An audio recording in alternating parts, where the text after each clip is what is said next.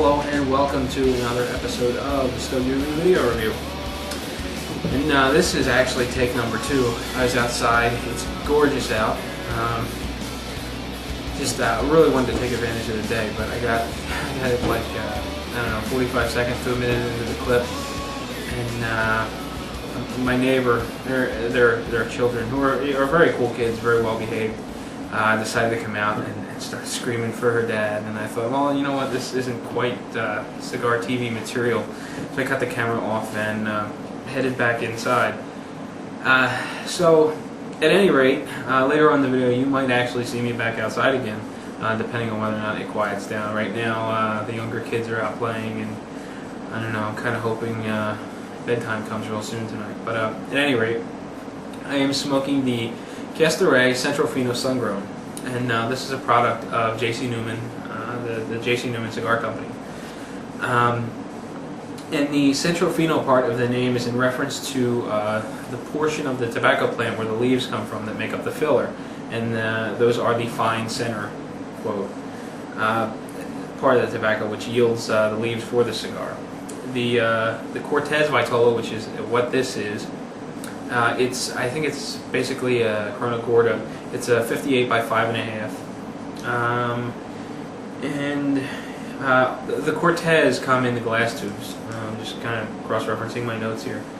And from what I understand, this particular size was soft launched just a few months ago. And being April, I'm assuming that this probably was soft launched around the beginning of the year, maybe the end of last year, but fairly recently.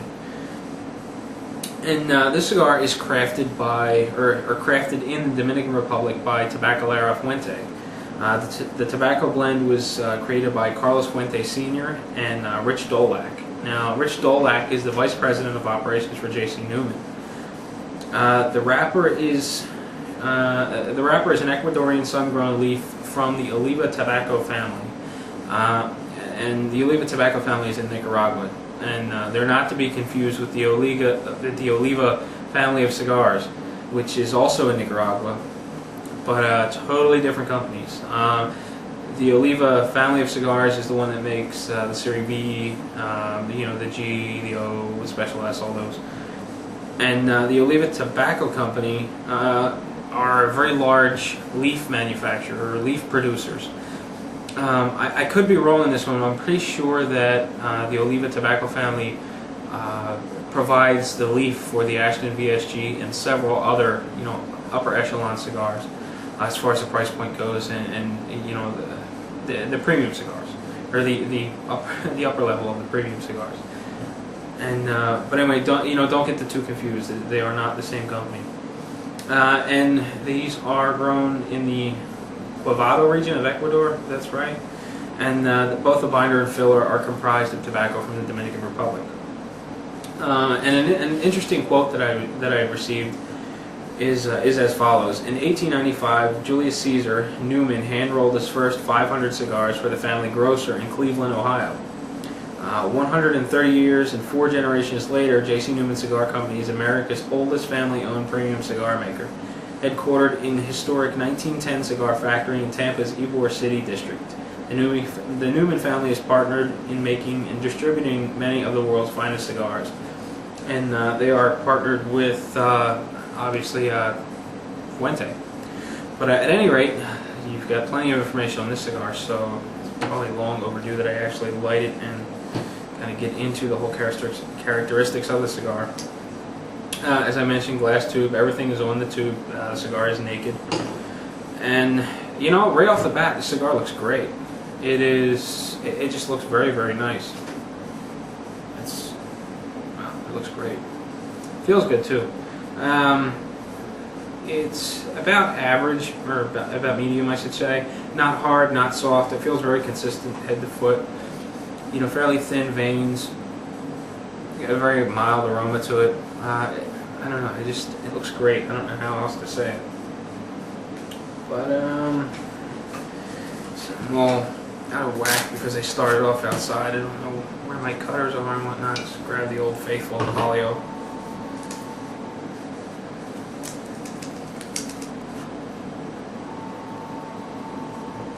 Excellent pre-light draw. It's there's just a little bit of resistance there. It's just the way I like it. Very mild flavors right from the start. So right now we're doing very, very well. So I'm going to get my cigar lit. I'm going to take a quick break. Who knows, maybe I'll be outside, maybe I'll be back in here. But at any rate, just hang tight. We'll be back and we'll get started on the first third of my Cuesta Centro Fino Sungrown.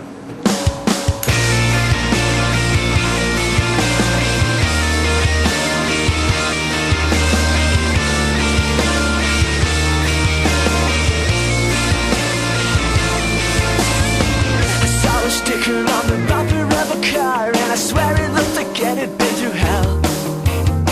I looked over on the passenger side. I think you were asleep, but I really couldn't tell. She's the kind of girl that smiles when you wake up. She really loves the beach, and she's pretty without makeup. She listens to Johnny Cash and Dylan too.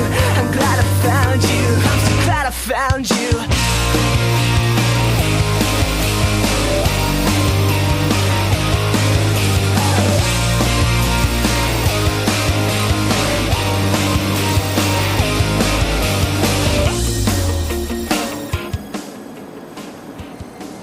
Well, welcome back. I'm getting underway into the first third. I'm actually most of the way through the first third. But so far everything's going very well. Initially, the first couple of puffs, the body was sort of mild to medium, fairly light. And the finish was middle of the road. I mean, it wasn't dry, but it wasn't creamy. Sort of, split right down the middle. But as things began to settle out a little bit, that finish moves more towards more in a creamy direction. And also, it's worth noting that the first couple of puffs had a base flavor that was like roasted nuts and wood, which I thought was very interesting and nice. As I progressed, that changed up a little bit, and the roasted nuts kind of fell by the wayside. And the wood flavor, I guess it becomes a little more defined as oak. And it picks up a very interesting secondary flavor, which is sort of like butterscotch, which, again, is a very interesting dynamic flavor, medley there. When you pair that with the medium body and this mildly creamy finish, it makes for a very interesting cigar, very soon. I mean, it doesn't take very long for the flavors to really develop and settle in. And at this point, I've got a smoke that's got some great character to it, nice flavors, and the burning characteristics are very nice as well. The ash doesn't hold on for very long. It'll get a little bit longer than this, but what it does do is it stays very compact, and the burn line is thin and even. There's a real nice thin, crisp, dark, oily line that rolls around the foot of the cigar at the burn line, which looks very nice. Pair that with the very light ash that's neat as well. I'm very happy with the burning characteristics as far as the cosmetics go. I mean, it looks very nice. The fact that the ash doesn't hold on for very long is it's not too bothersome. I mean, it's not one of those cigars where you're going to get a giant ash hanging off the end, but at the same time, it's not going to be falling over your lap and flaking and whatnot. I think it does fairly well. It holds on for just just under an inch or so. The draw produces a generous supply of smoke. I mean, I'm getting a mouthful easily with every puff. I can sip the smoke. I don't have to really tug on the cigar. It smokes well. The resting smoke is light. It's got a mild woody room aroma to it, and the burn rate seems about right. I'm 30 minutes into the cigar now, and as I had mentioned, I'm well on my way into the first third. So, everything seems to be going well as far as the burn rate's concerned. I don't think it doesn't feel like a fast smoking cigar, and it doesn't look that way. So, time will tell as I take notes and snap pictures. But at any rate, during the first introductory clip, I kept saying Oliva tobacco family, which in fact should be Oliva Tobacco Company, and it just gets very confusing when you're trying to talk about both people. But actually, when you're talking about both people, it should actually be fairly easy because you're trying to contrast between the two. But at any rate, I did mean to say the Oliva Tobacco Company, which makes wrapper, and the Oliva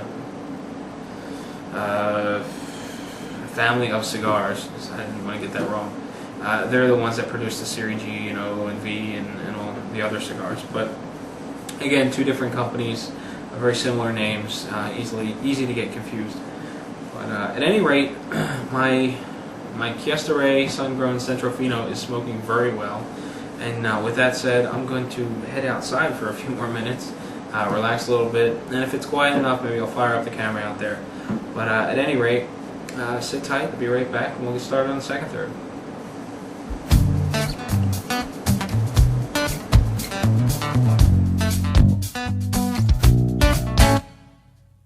So what are we saying here now? We're talking about something about a little bit of cliche now between you and I and the stars and well, everything we talk about now we're saying for maybe the sea that we look at because of your hair, your eyes, your smile in the moonlight, your hair, your eyes, your smile in my dreams, your hair, your eyes, your smile in the moonlight, your hair, your eyes, your smile in my dreams, so please. Well, welcome back, and as you can see, I'm still inside. All is quiet out in the yard, but it's getting dark pretty fast, so I didn't have much choice but to wrap up the video inside unless I were obviously dragging the lights out, but I think that I'm quite alright inside for tonight.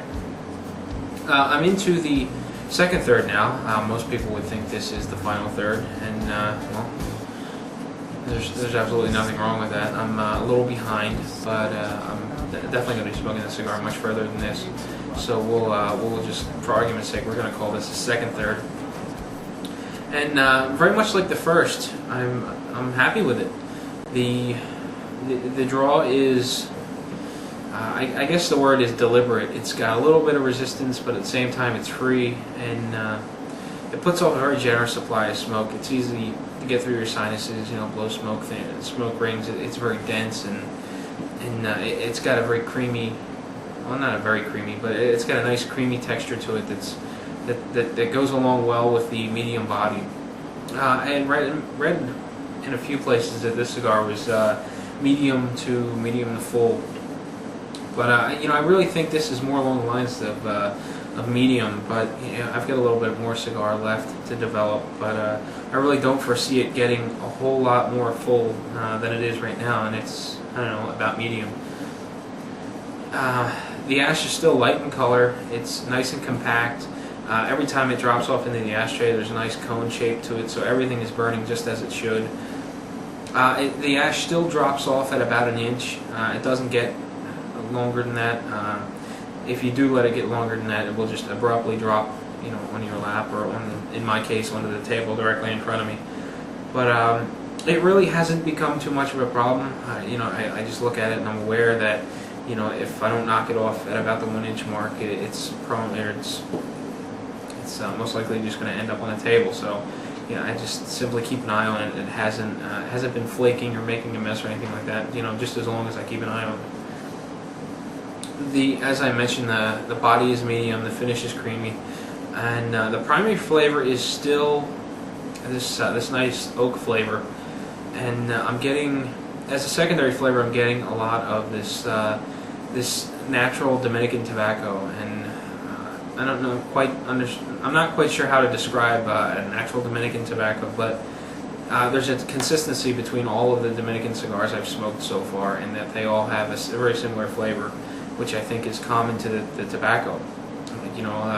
For instance, Nicaraguan cigars typically always have this bit of a zing to them, or a little bit of edginess, where this cigar has it's like a mild salty flavor.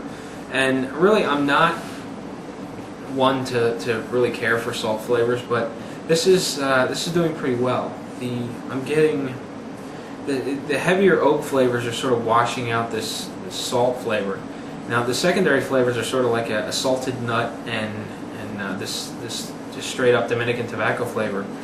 But just the dynamic of everything that's going on, the saltiness isn't too much for me. And as I had mentioned in previous videos, I'm very sensitive to that salty flavor, which is why I typically don't care for Dominican cigars. But in this case, everything else that's going on, it works out well. You know, the salty flavor just isn't too much, and it just doesn't kind of make me want to put the cigar down.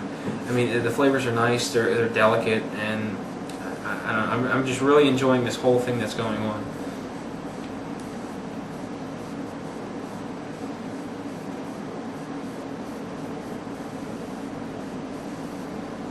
Talked a little too much there, so that is my sign to wrap up this segment.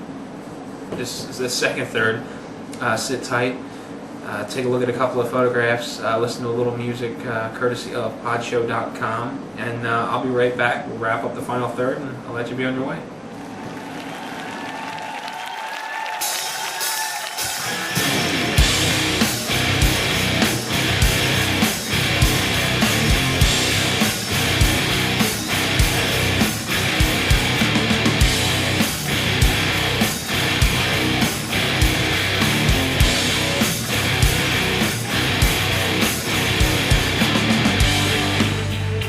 I'm so used to trying again.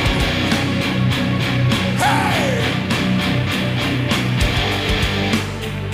I'm so used to seeing there's only one. Well, welcome back, and as you can see, I'm getting pretty short with my Cuesta Sungrown.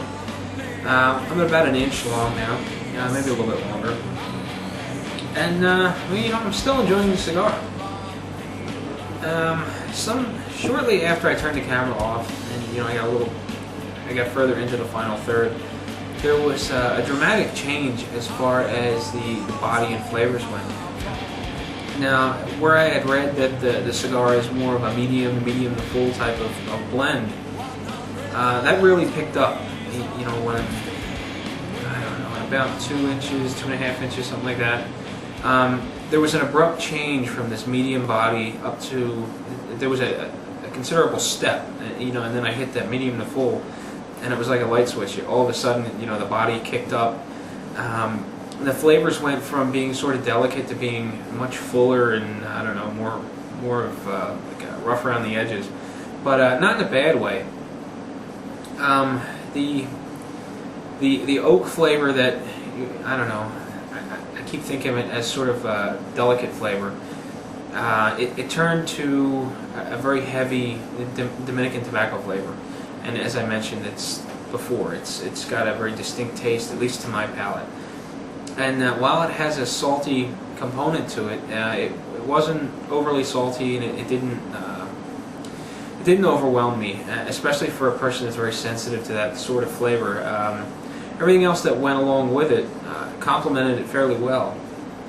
The secondary flavor was, you know, it was that oak sort of flavor was very mild, but it was more of a sort of a salty roasted nut flavor that was secondary to this Dominican tobacco flavor.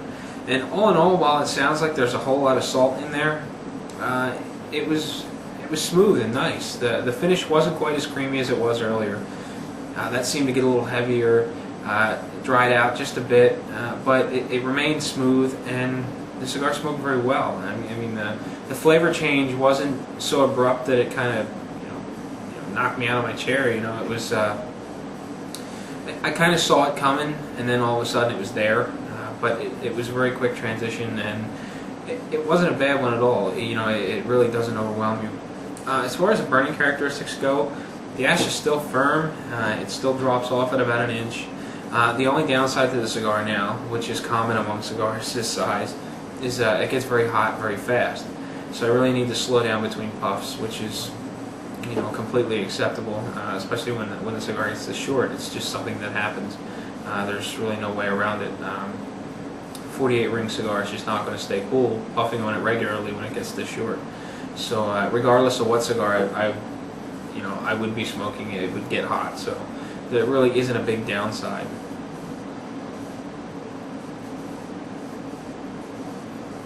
This one it seems to get a little hotter than the others, but again, it's certainly not a problem when it's that short. All in all, I really enjoyed the cigar, especially for someone that doesn't really care for a lot of Dominican cigars. I thought this one was nice. The price point is about $58.95 per box. They come in boxes of 10, and I think that's a good price point considering it's packaged in a glass tube. I can't think of many $5 tubos. They're usually in the $6 to $7 range. So this one falls, sort of right in the competitive market there. And you get nice flavors and a quality cigar to boot. I mean, when I pulled that thing out of the glass tube, it just looked great. No wrapper flaws, nice oily sheen, consistent color. It felt, good. Giving it a little pinch from head to foot. It felt like a high quality cigar, and it smoked that way too. So at $58.95, roughly making the cigar about $5.89 per single. I think it's a good buy, and I'm definitely going to be smoking more later on in the future. And I think if I had to select a time of day for this cigar, it would be more of a late morning, early afternoon cigar, and I think it would go very, very well with a nice cup of strong coffee. So actually, that's probably what I'm going to do next. So I'll try the cigar with a cup of coffee. Right now I'm doing water. But in any case, I really enjoyed the cigar. I'd recommend giving one a try if you haven't already. And well, I'm not quite sure what I'm going to be smoking next week. So keep an eye out for a comment on this article or on this post, and I'll let you know what I'll be smoking later on next week. But at any rate, I hope you enjoyed the videos. Look forward to the comments and any feedback you have. But until next time, happy smoking.